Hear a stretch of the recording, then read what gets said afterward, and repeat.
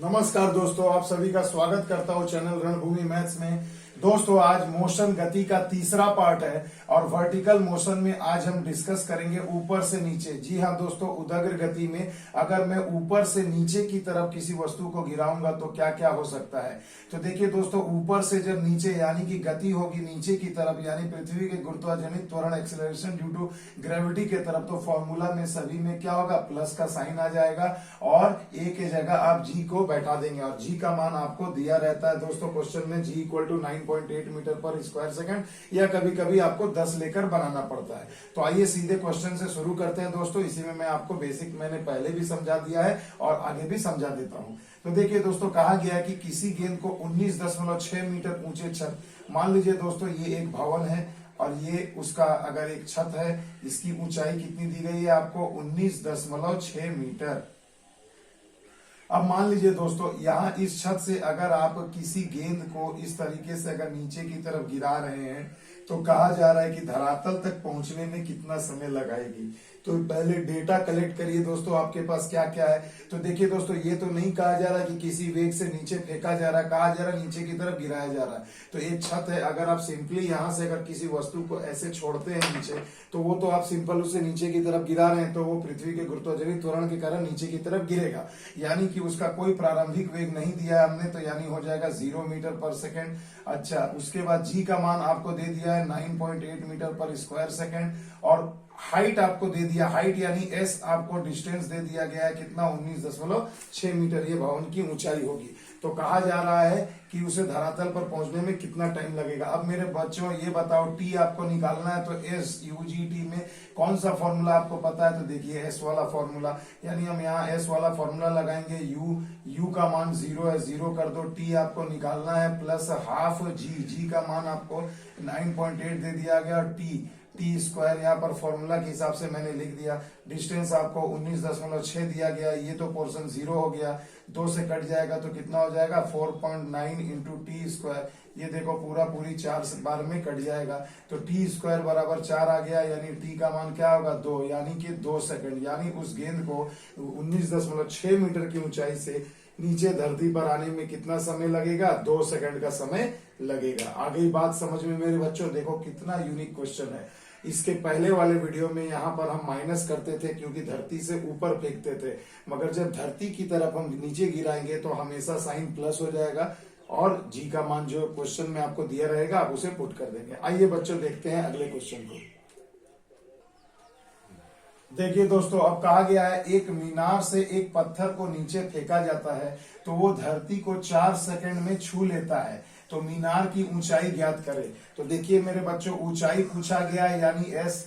अब ये देखिए धरती पर धरती की तरफ नीचे की तरफ गिराया जा रहा है, कुछ वेग नहीं दिया है तो उसका प्रारंभिक वेग मुझे मान लेना होगा कि 0 मीटर पर सेकंड होगा और उसके बाद आपको गुरुत्वाजनित त्वरण का मान इस क्वेश्चन के लिए दे दिया गया है 10 मीटर पर स्क्वायर सेकंड, तो लिख दीजिए। समय आपको दे दिया गया है 4 सेकंड। तो देखो भैया, डेटा हमने कलेक्ट कर लिया। अब इसे देखकर कोई भी बता सकता है कि मुझे कौन सा फॉर्मूला लगाना है, s equal to u t plus half g t square. तो मेरे बच्चों आओ यहाँ फॉर्मूला लगा लेते हैं, s equal to u t plus half g t square.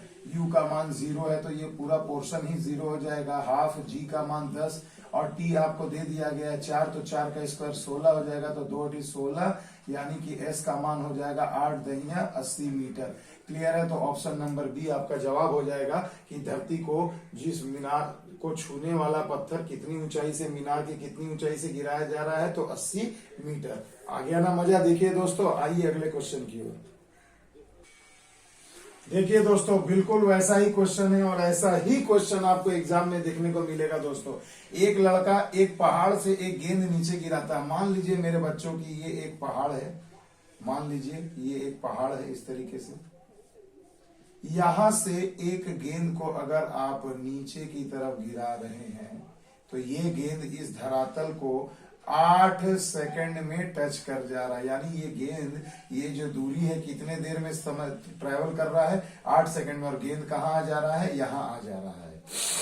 अब देखिए मेरे दोस्तों, कहा जा रहा है कि पहाड़ की ऊंचाई ज्ञात करें। तो गेंद गिराया जा रहा है यानी यू का मान 0 है। उसके बाद आपको जी का मान देखिए दे दिया गया है 10 मीटर पर स्क्वायर सेकंड और टी आपको दे दिया गया है 8 सेकेंड और आपसे एस पूछा जा रहा है। तो एस का फॉर्मूला क्या होगा मेरे बच्चों, s equal to u t plus half g t square. तो यहाँ u का मान 0 हो गया पूरा, हाफ है, g का मान आपको 10 दिया है, t का मान क्या होगा, t यानी 8, 8 का स्क्वायर 64, 2 से गया 32 बार में, तो यानी गुणा कर लीजिए तो कितना हो जाएगा दोस्तों, 320 मीटर। यानी इस पहाड़ की ये जो ऊंचाई है मेरे दोस्तों, ये जो पहाड़ की, ये कितना होगा, 320 मीटर। आ गया ना समझ में। एक क्वेश्चन आपको पक्का है कि ऐसा आएगा ही दोस्तों। देखिए दोस्तों, क्वेश्चन को अच्छे से पढ़ के समझना मेरे बच्चों। कहा गया है एक इमारत के शीर्ष से एक गेंद को 9.8 मीटर प्रति वर्ग सेकंड के समान त्वरण से नीचे गिराया जा रहा है। मेरे बच्चों, धरती पे कोई भी चीज अगर धरती की ओर अगर आप गिराएंगे ना, तो वो किस त्वरण से नीचे गिरेगी, 9.8 मीटर पर स्क्वायर सेकंड की। अगर ये लाइन क्वेश्चन में नहीं भी दिया रहता तो भी हम जी का मान क्या लेते दोस्तों, 9.8 मीटर पर स्क्वायर सेकंड ही लेते हैं।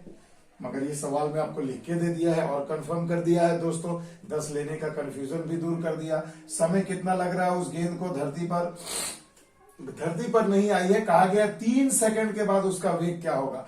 तो देखिए मेरे बच्चों, जब गेंद को नीचे गिराया जा रहा है तो यानी कि u बराबर 0 है, तो आपसे पूछा जा रहा है 3 सेकंड के बाद उसका वेग क्या होगा। वेग क्या होगा यानी कि v, फाइनल अंतिम वेग क्या होगा 3 सेकंड के बाद। तो सिंपल सा फॉर्मूला है v equal to u plus g into t. तो v आपको पता नहीं है, u आपको पता है 0 है, g का मान कितना दिया है 9.8 और t आपको दे दिया गया है 3। तो सिंपल मल्टीप्लाई कर दे, 3 अटे 24, 3 नवा 27 और 2 29, यानी 29.4 मीटर पर सेकंड उस गेंद का वेग होगा 3 सेकंड के बाद। यानी ऑप्शन नंबर सी आपका सही जवाब होगा। बहुत बार ये क्वेश्चन पूछा गया दोस्तों, इसे अच्छे से समझ लेना। देखिए मेरे बच्चों, बहुत ही जबरदस्त सवाल है। कहा गया है एक गेंद को किस प्रारंभिक वेग से, देखिए किस प्रारंभिक वेग से, यानी कि u आपको पता नहीं है, यही आपसे पूछा जा रहा है कि एक गेंद को किस प्रारंभिक वेग से एक 80 मीटर ऊंचे इमारत के छत से नीचे गिराया जाए।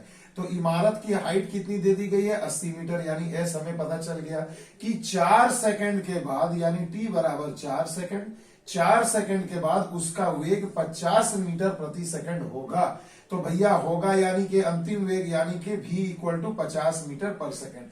अब देखिए सिंपल सी बात है दोस्तों, मान लो ये एक बिल्डिंग है, इसकी हाइट आपको दे रखी है 80 मीटर और यहां से एक गेंद को अब आप सिर्फ गिरा नहीं रहे, आप नीचे की तरफ फेंक रहे हैं, ताकि तभी तो प्रारंभिक वेग आएगा मेरे बच्चों कुछ भी। और कहा जा रहा है कि 4 सेकंड यानी t बराबर 4 सेकंड के बाद उसका अंतिम वेग क्या हो जाए, 50 मीटर प्रति सेकंड हो जाए। तो मेरे बच्चों इस क्वेश्चन में देखिएगा ध्यान से, अब कुछ नहीं दिया है तो जी को मैं 10 मीटर पर स्क्वायर सेकंड तो ले ही सकता हूं।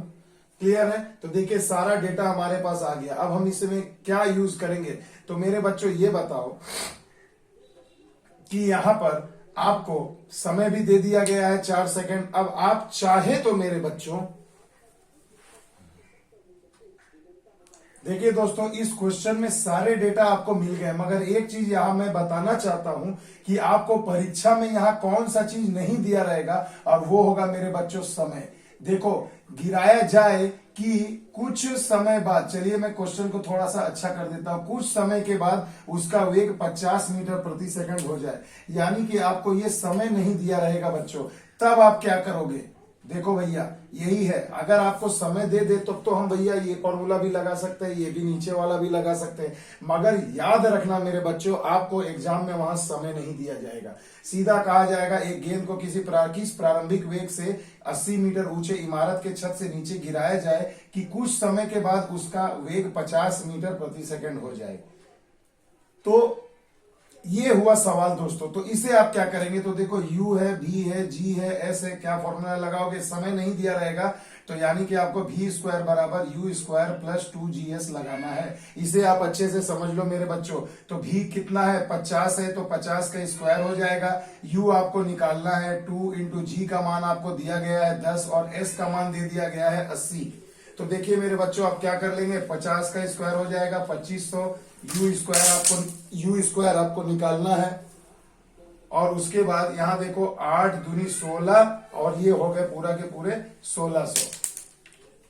तो यहाँ पर 1600 आ गया। अब अगर इसे इधर लाओगे माइनस करोगे तो क्या आ जाएगा बच्चों, 900 आ जाएगा बराबर यू स्क्वायर। अब अगर आप दोनों तरफ रूट करोगे तो यहाँ आ जाएगा 30 बराबर यू, यानी कि मेरे बच्चों यू यानी कि प्रारंभिक वेग आपका कितना आ जाएगा, 30 मीटर प्रति सेकंड के प्रारंभिक वेग से अगर मैं किसी वस्तु को नीचे 80 मीटर ऊंचाई से गिराऊं तो कुछ समय के बाद उसका वेग 50 मीटर पर सेकंड हो जाएगा। तो ये तो हुआ मेरे बच्चों प्रारंभिक वेग निकालना। अब परीक्षा में क्या करेगा बच्चों, प्रारंभिक वेग आपको दे देगा कि 30 मीटर पर सेकंड स्क्वायर के वेग से अगर मैं 80 मीटर की ऊंचाई से एक गेंद को गिराऊं तो यह कहा जा सकता है कि कितने समय के बाद उसका वेग 50 मीटर पर सेकंड हो जाए। तो भैया वहां से आप समय भी निकाल सकते हैं। फिर क्लियर है, तो इस फॉर्मूला में भी आप लगा सकते हैं v बराबर u प्लस जी टी। यहां से भी कहने का मतलब है दोस्तों, जो भी आपको परीक्षा में क्वेश्चन आएगा वो बस इन्हीं 3 फॉर्मूला के इर्द गिर्द घूमेगा, ऊपर से नीचे की तरफ। अब इसमें आप जितना भी डेटा आपको दिया आप बैठाइए, वैल्यू पुट करिए और आंसर निकालिए। तो मेरे दोस्तों मेरा ये एक छोटा सा प्रयास था कि आपको उदग्र वर्टिकल मोशन ऊपर से नीचे भी फाइनल आज आपको क्लियर करा दिया है। तो इसे अगर अच्छा लगे तो लाइक शेयर एंड सब्सक्राइब जरूर करिएगा। मिलते हैं अगले वीडियो में नई ट्रिक नए लॉजिक नए कंसेप्ट के साथ। तब तक के लिए दोस्तों जय हिंद जय भारत।